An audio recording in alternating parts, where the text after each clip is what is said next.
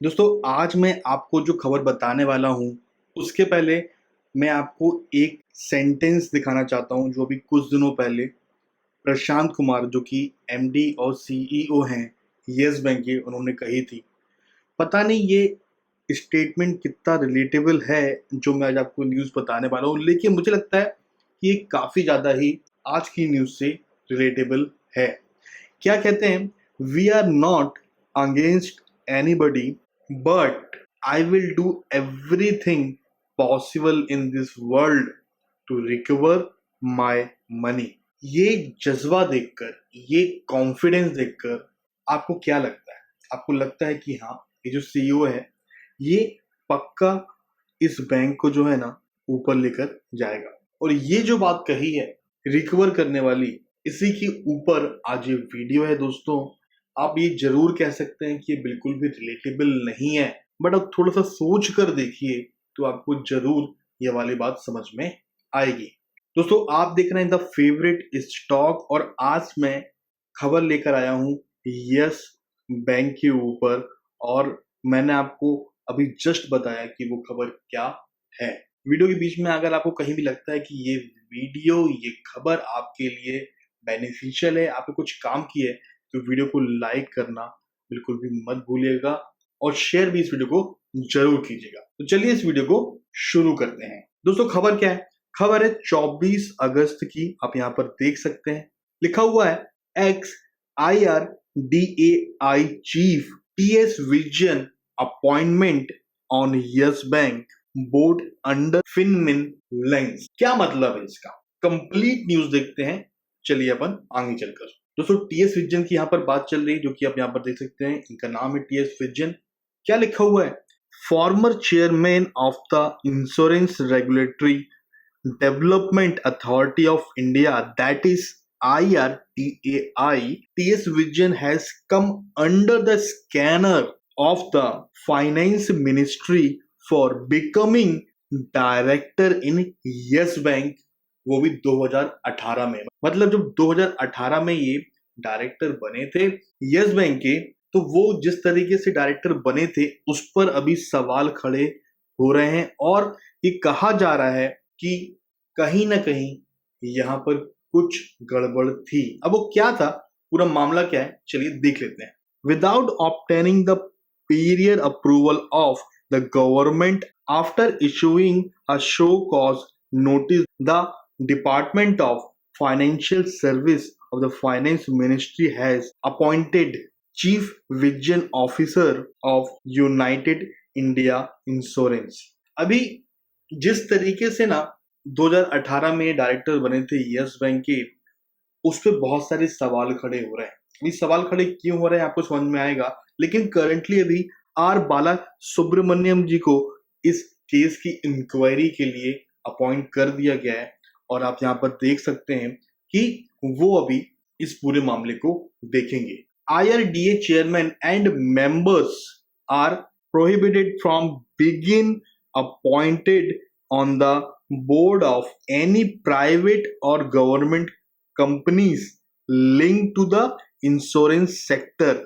मतलब कैसा है, जितने भी IRDA के चेयरमैन और मेंबर्स होते हैं ना, उनके लिए मनाही रहती है कि भैया जितनी भी इंश्योरेंस कंपनी है, जितनी प्राइवेट और गवर्नमेंट चाहे कोई सी भी हो, अगर वो लिंक्ड है इंश्योरेंस सेक्टर से, तो भैया आप जब आपका रिटायरमेंट हो जाता है उसके 2 साल के अंदर में आप कहीं भी ज्वाइन नहीं कर सकते हैं। ठीक है, ये उनको एक गाइडलाइन दी जाती है। आप यहाँ पर देख सकते हैं, for 2 years after their retirement from regulatory body it require special permission from the central government if they wish to do. लेकिन उसके बावजूद भी वो करना चाहते हैं तो उनको स्पेशल परमिशन लेनी पड़ती है ऐसी किसी भी कंपनी में काम करने से पहले। ठीक है, और टीएस विजयन जी जो हैं रिटायर्ड हुए थे IRDA से, और उसके बाद उन्होंने एज यस बैंक में डायरेक्टर ज्वाइन किया था। और यस बैंक जो है कई इंश्योरेंस कंपनी से लिंक्ड था। आप यहाँ पर देख सकते हैं IRDA rule tilde bar on future employment of members specifies this criteria. Email query to Vijayan, the Finance Ministry, Yes Bank and Bala Subramaniam did not elect any response till Sunday press time. तो अभी तक कुछ भी ऐसा email communication देखने में नहीं मिल रही है, लेकिन जो बात समझ में आ रही है, जो बात खुलकर आ रही है वो यही है कि जो बाला सुब्रमण्यम है उनको इस केस के लिए अपॉइंट किया गया है और वो इस पूरी इंक्वायरी को देखेंगे। देखिए फ्रेंड्स, यहाँ पर क्लियरली लिखा हुआ है Vijayan retired as the IRDA chairman in February 2018। Okay, 2018 में वो रिटायर हुए IRDA से as a chairman and the same year, उसी साल was appointed as an chain department director on the Yes Bank board. The bank is corporate agent to insurance companies in including Max Life and Reliance General Insurance. मैंने आपको बताया जब भी अगर yes bank जो है वो किसी भी इंश्योरेंस कंपनी से लिंक्ड है तो आप वहां पर ज्वाइन नहीं कर सकते हैं। लेकिन सेम ईयर 2018 में ही उनका रिटायरमेंट हुआ एज अ चेयरमैन, आप यहाँ पर देख सकते हैं, और 2018 में ही उन्होंने यस बैंक में एज अ डायरेक्टर ज्वाइन किया और वो लिंक भी थे मैक्स और रिलायंस जनरल इंश्योरेंस की जो कंपनी है उससे, which are directly regulated by the IRDA. Vision was also key member of the search and selection committee set up to identify the successor of former Yes Bank Chief Executive Officer Rana Kapoor.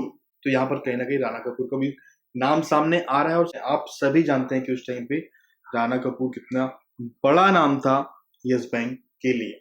अभी यहाँ पर देखिए कुछ important आपको चीज पता चलेगी, जैसे कि on March 5th Yes Bank was put under the moratorium by the Reserve Bank of India and the board of the bank was suppressed. The finance ministry is also probing if Vijayan had any role in informing the Kerala government about the Yes Bank crisis. Actually में हुआ क्या था कि उस time पे जो है ना, आप सभी को याद होगा कि यस बैंक पे एक लिमिट लगाई गई थी, जितने भी डिपॉजिटर हैं, जितने भी यस बैंक में जिनके भी खाते हैं वो केवल 50,000 निकाल सकते हैं, राइट। तो ऐसी खबर फन में भी आ रही है कि जो विजयन है उन्होंने केरला को ये इन्फॉर्मेशन जो है, केरला आप यहाँ पर नाम देख सकते हो, केरला इंफ्रास्ट्रक्चर इन्वेस्टमेंट फंड जो है, इनको इन्होंने ये खबर पहले ही लीक कर दी, इन एडवांस ही लीक कर दी, क्योंकि ये मेंबर है तो इनको पता था पहले से ही। और केरला इंफ्रास्ट्रक्चर ने जस्ट ये जो 50,000 की लिमिट लगी थी उसके पहले ही 250 करोड़ बैंक से निकाल लिया, क्योंकि Vijayan recently join the KIIF board और उन्होंने KIIF का बोर्ड को भी ज्वाइन किया था। तो ये सारी बातें उन पे आरोप ऐसे लगाए जा रहे हैं कि भैया आपने एडवांस में ही वहां पर खबर दी और डेटा में सब कुछ आ जाता है, राइट। अभी वहां पर दिख रहा है कि भैया कैसे पता चला कि यहाँ पर एक ऐसी लिमिट लगने वाली, इतनी बड़ी अगर amount Kerala infrastructure investment fund ने अगर वहां पे निकाली है और ऑब्वियसली उस बोर्ड ऑफ मेंबर में विजयन भी हैं, तो ये सारी बात तो सामने आनी ही है। तो दोस्तों इस तरीके से पूरा मामला आज सामने आया हुआ है और बहुत से लोग इसको गलत इंटरप्रेट कर रहे हैं, बोल रहे हैं कि ये एक बहुत ही ज्यादा नेगेटिव न्यूज है। दोस्तों नेगेटिव तो ऑलरेडी हो चुका है ना, ये सब चीजें ऑलरेडी हो चुकी है। बैंक ऑलरेडी 300-400 के लेवल से 5 रुपए के लेवल तक जा चुका है। अब क्या नेगेटिव?